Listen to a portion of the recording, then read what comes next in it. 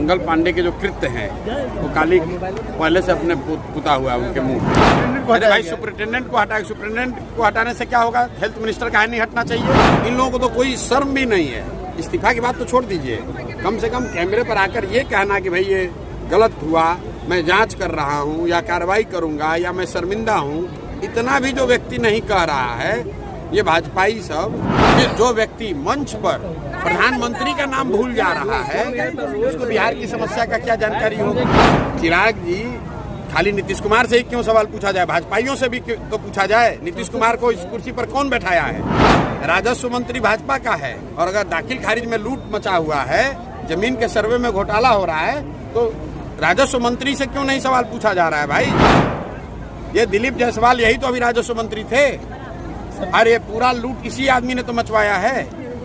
अब फिर अभी कहेंगे तो कहेगा कि इन पर कानूनी नोटिस भेजेंगे। भेजो नोटिस। प्रशांत किशोर के सपनों का बिहार वो है जो रोज बता रहे हैं। जिस दिन हरियाणा पंजाब से लोग आकर यहाँ नौकरी करेंगे तो हम मानेंगे कि बिहार अब बन गया बढ़िया। राम राज्य का मतलब क्या? जहाँ 100 में 80 आदमी दिन में 100 रुपया नहीं कमा रहा है तो कौन राम राज्य? ये जानकारी है, लेकिन ऐसी कोई घटना हुई है तो दुखद घटना है।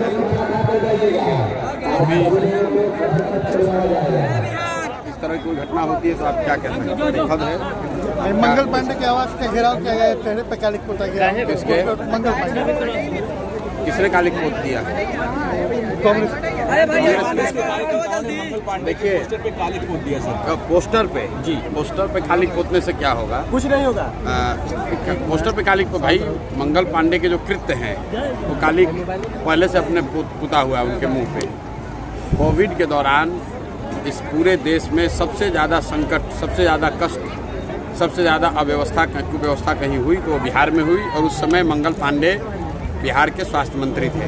उस आदमी को कम से कम इतना जरूर होना चाहिए था कि हम जीवन में कभी स्वास्थ्य मंत्री नहीं बनेंगे, फिर स्वास्थ्य मंत्री बन के फिर बड़ी बड़ी बात करना।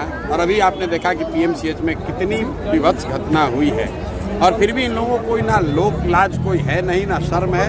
इनको कम से कम स्वास्थ्य मंत्री को तो इस्तीफा देना चाहिए।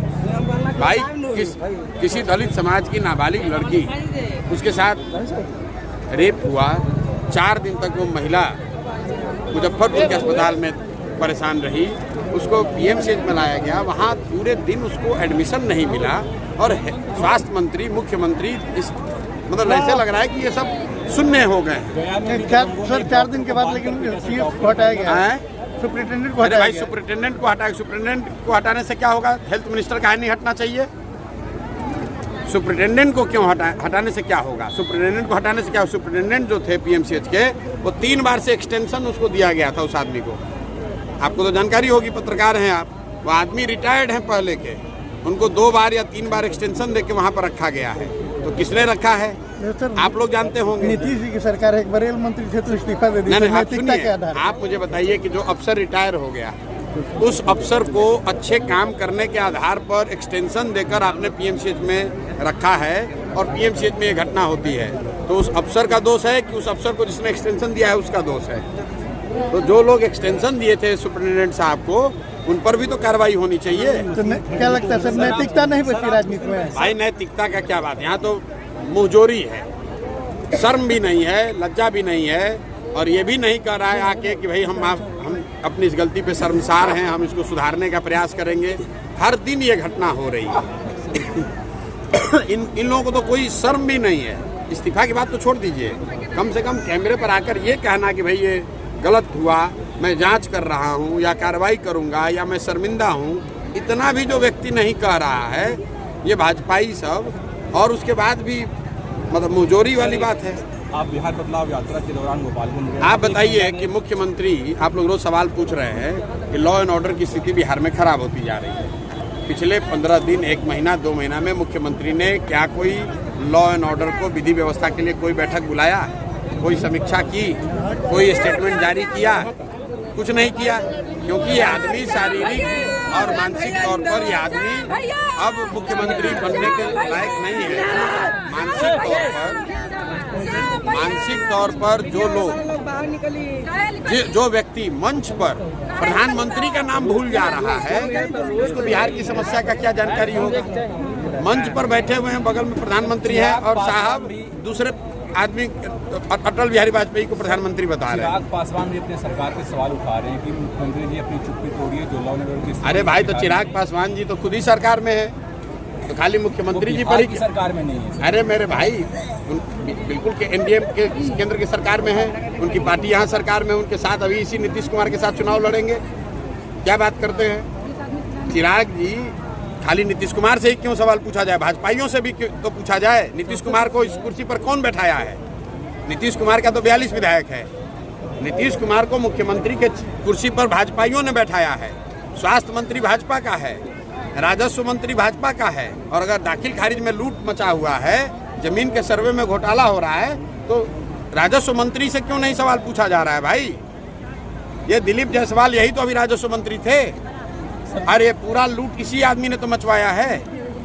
अब फिर अभी कहेंगे तो कहेगा कि इन पर कानूनी नोटिस भेजेंगे। भेजो नोटिस। सर, गोपालगंज में यात्रा के दौरान एक महिला ने आपको शिकायत की, गुहार लगाई कि उनका एक बच्चा खो गया है, जिसके बाद खबर ये है कि वो बच्चा मिल गया है। हाँ, नहीं, और मैं जब गोपालगंज गया था से 3 दिन पहले, जिस दिन मेरी तबीयत खराब हुई, उस दिन सभा में एक महिला मिली थी, 2 महिलाएं मिली थी। उन्होंने कहा था कि उनका बच्चा गुम हो गया है, लेकिन हम लोग की पहल तो मैं नहीं कहूँगा, लेकिन हम प्रशासन से बात करने के बाद पता चला है कल वो बच्चा 12 साल का बच्चा है, मुजफ्फरपुर में मिल गया। इस बात की खुशी है, उस परिवार का बच्चा मिल गया। ये दिखाता है कि छोटी सी पहल भी लोगों की ज़िंदगी में कितना बड़ा फ़र्क ला सकता है। हम लोग कोई एमएलए एमपी नहीं है, वो बच्चा इतने दिन से गुम है, कोई उसको पूछने वाला नहीं है। एक फ़ोन हमने किया और वो बच्चा शाम तक मिलके आ गया मुजफ्फरपुर से। सर, प्रशांत किशोर के सपनों का बिहार कैसा होगा? भाई, प्रशांत किशोर के सपनों का बिहार वो है जो रोज बता रहे हैं। जिस दिन हरियाणा पंजाब से लोग आकर यहाँ नौकरी करेंगे तो हम मानेंगे कि बिहार अब बन गया बढ़िया। भाजपा के लोग कहते हैं कि राम राज्य, सर भाजपा के लोग कहते हैं राम राज्य की स्थापना करेंगे। न, ठीक ही है, जो भी राज्य, देखिए राम राज्य का मतलब क्या? जहाँ 100 में 80 आदमी दिन में 100 रुपया नहीं कमा रहा है तो कौन राम राज्य? बताइए। जहाँ आधे से ज़्यादा परिवार के बच्चे जाकर बाहर मजदूरी कर रहे हैं गुजरात में, तो कैसा राम राज्य? तो गुजरात में होगा राम राज्य, बिहार में तो राम राज्य नहीं दिख रहा है। हम लोग को बिहार से मतलब है सर। सीता जी का मंदिर बनेगा बिहार में, सीता जी का। अरे भैया, यहाँ बिहार में हर गांव में मंदिर है। हम लोग यहाँ रोजगार हो जाए, बढ़िया सरकार हो जाए तो हम लोग, सर गुजरात में कुछ भी हो, बिहार में होना चाहिए। बना है अयोध्या में, उससे भी भव्य मंदिर हम लोग सीता जी का अपने दम पर बनवा लेंगे। उसके लिए भाजपा के लोगों की जरूरत नहीं। अपने सपनों की आशिया को दे एक नई पहचान माँ भवानी डेकोर प्राइवेट लिमिटेड के साथ, जो है ऑथराइज्ड डिस्ट्रीब्यूटर ऑफ कजारिया। देश की मिट्टी से बनी टाइल से देश को बनाते हैं, और जहां मिलती है सभी प्रकार के Indian and imported granite, marble, sanitary एवं कोटा स्टोन का अनोखा एवं आकर्षक संग्रह। माँ भवानी डेकोर प्राइवेट लिमिटेड मतलब a complete floor solutions. New 0 mile Dadar road, Muzaffarpur. Call 9934753111। Intermediate के बाद कहाँ जाएं, क्या करें? अगर आप सरकारी नौकरी करना चाहते हैं तो मुजफ्फरपुर में दक्ष है ना। मुजफ्फरपुर मिठनपुरा चौक स्थित दक्ष एजुकेशन सेंटर में आपको सरकारी नौकरी के लिए किया जाएगा तैयार। इंटरमीडिएट के बाद यहां आप रेलवे, एसएससी आदि जैसे कई प्रतियोगिता परीक्षाओं की तैयारी कर सकते हैं और सरकारी नौकरी के सपने को पूरा कर सकते हैं, क्योंकि सरकारी नौकरी की न होगी टेंशन जब हो दक्ष में एडमिशन। नए बैच में एडमिशन के लिए आज ही संपर्क कर दक्ष एजुकेशन सेंटर, मिठनपुरा चौक, मुजफ्फरपुर।